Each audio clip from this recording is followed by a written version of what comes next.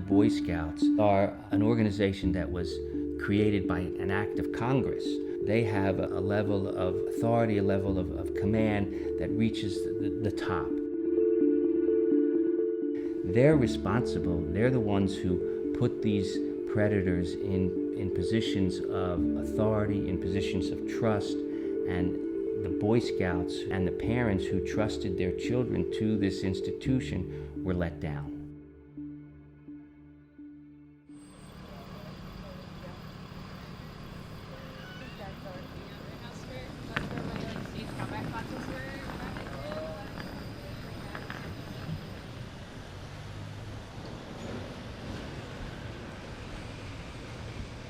We started this investigation of abuse in scouting about the time that the Boy Scouts announced that they were going to think about declaring for bankruptcy. We realized that there were a number of people around the country who had never come forward, and we reached out in a campaign to try and let these people know that it was okay to come forward, and if they didn't do it now, they might lose their rights forever.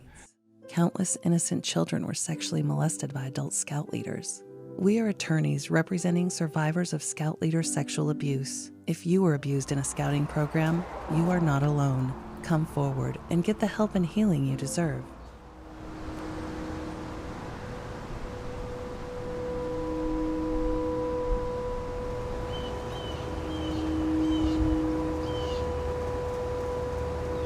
The Boy Scouts have known about this abuse for decades and even more than a century, because the Boy Scouts started in the early 1900s. It takes someone at the top to indicate that this is something we're going to keep close to the vest.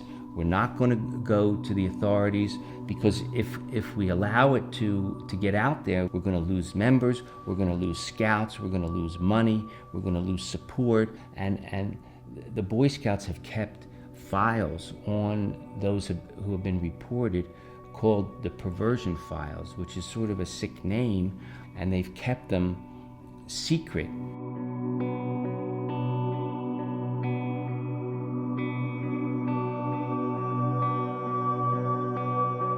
Now we have more individuals that have been identified by the people who have contacted us, more people than were actually in the perversion files. There were about 7,000 files kept by the Boy Scouts.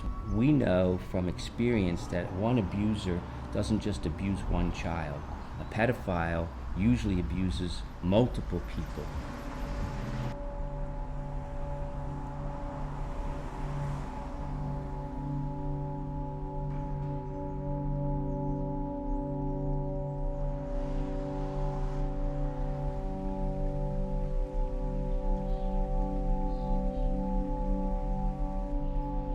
We have youngsters that are minors, that are 8, 9, 10 years old, and we have elderly people who are in their 70s, 80s, and we even had some people in their 90s who, for the first time, have acknowledged that this happened to them when they were in scouting. There's been a movement throughout the country to open up the statute of limitations for sexual abuse victims. And the legislation that has passed in New York, New Jersey, and is pending in California and Montana, all of those states are now allowing victims to come forward regardless of when their abuse occurred and present claims to whomever was the abuser or the institution that housed these abusers and that did not do anything that they should have done to expose these abusers.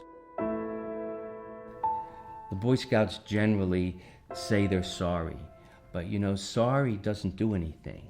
Part of this project of reaching out to Boy Scouts who have been abused is to prevent it from happening again. Whether it will be the end of the Boy Scouts, we don't know, but they will have to answer to all of these victims. And if that means that they will go out of business and that there will no longer be a place where pedophiles can find a home and find victims, then I think many of the victims would be happy about that.